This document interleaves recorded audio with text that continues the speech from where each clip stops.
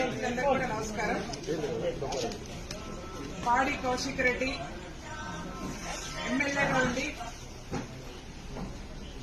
తోటి ఎమ్మెల్యేలకు చీరలు గాజులు పంపిస్తున్నా అని చెప్పేసి మీడియా జరిగింది, మాట్లాడడం జరిగింది. 1,50,00,000 పైగా అంటే సగం జనాభా మహిళలుగా ఉన్నటువంటి మేము మహిళల యొక్క మనోభావాలు దెబ్బతినే విధంగా ఎమ్మెల్యే పాడి కౌశిక్ రెడ్డి మాట్లాడినటువంటి దృష్ట్యా స్పీకర్ గారికి వారిని ఎమ్మెల్యే నుంచి డిస్క్వాలిఫై చేయాలని చెప్పేసి విజ్ఞప్తి చేయడం జరిగింది.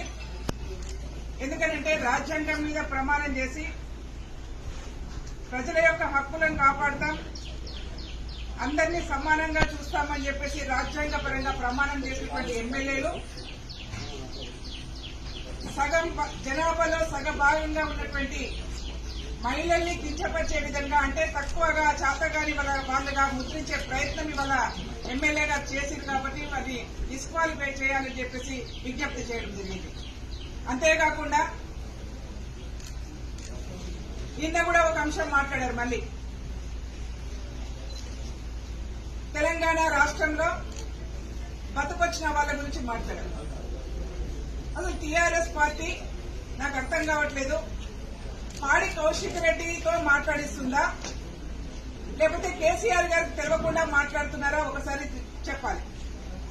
పాడి కౌశిక్ రెడ్డి గారు మాట్లాడుతున్నటువంటి ఎమ్మెల్యేగా ఉండి మాట్లాడుతున్నటువంటి ఆయన మహిళల్ని కించపరుస్తున్న విధానం గాని తెలంగాణ రాష్ట్రంలో ఇతర రాష్ట్రాల నుంచి బతుకు తెరువు కోసము ఇక్కడ నుంచి వలస వచ్చినటువంటి వాళ్ళని గాని కించపరిచే విధంగా మాట్లాడుతున్నటువంటి పాడి కౌశిక్ రెడ్డి విధానం పట్ల గౌరవ కేసీఆర్ గారు స్పందించాలని చెప్పేసి విజ్ఞప్తి చేస్తా ఉన్నాం.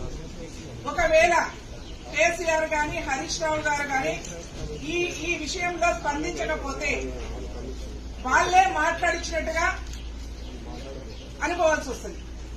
ఒకవేళ టీఆర్ఎస్ పార్టీకి సంబంధం లేకుండా పాడి కౌశిక్ రెడ్డి గారే స్వచ్ఛందంగా మాట్లాడినట్టయితే మేము టీఆర్ఎస్ అధ్యక్షులు కేసీఆర్ గారికి డిమాండ్ చేస్తా ఉన్నాం, పాడి కౌశిక్ రెడ్డిని వెంటనే పార్టీ నుంచి బహిష్కరించాలని చెప్పేసి విజ్ఞప్తి చేస్తా ఉన్నాం. అట్లాగే అసెంబ్లీలో ఉండి ఒక గౌరవ స్థానం ఎమ్మెల్యే స్థానంలో ఉండి మాట్లాడుతున్నటువంటి పాడి కౌశిక్ రెడ్డికి మేము మొన్ననే చూపించాము, మహిళల్ని కించపరిచే విధంగా మాట్లాడితే చెప్పు దెబ్బలు తింటామని చెప్పాం. మేము మరొకసారి విజ్ఞప్తి చేస్తా ఉన్నాం, హెచ్చరిక జారీ చేస్తా ఉన్నాం టీఆర్ఎస్ పార్టీ నాయకులకు. ఒకరేమో బస్సులలో ఎక్కి క్యాబినెట్ డ్యాన్సులు చేయండి అని చెప్పి మాట్లాడతారు, ఒకరేమో మహిళల్ని కించపరుస్తారు, ఒకరేమో మహిళలంటే చేతగాని వాళ్ళలాగా ముద్ర వేస్తారు. కాబట్టి వీళ్ళందరూ కూడా బుద్ధి రావాలంటే తెలంగాణ రాష్ట్రంలో మహిళల నుంచి వీళ్ళకు ఎదురు దెబ్బ తిరిగే అవకాశం ఉంటుంది. మహిళలు తిరగబడే రోజు ఆసన్నమైందని చెప్పి తెలియజేసుకుంటూ గౌరవ స్పీకర్ గారికి ఇలాంటి నాయకులు సమాజాన్ని గౌరవించలేని వాళ్ళు, సమాజంలో సగభాగంగా ఉన్నటువంటి మహిళల్ని కించపరిచే వాళ్ళు అసెంబ్లీలో ఉండే ఆస్కారం లేదు. కాబట్టి వీళ్ళని సస్పెండ్ చేయాలని చెప్పేసి డిమాండ్ చేస్తాం.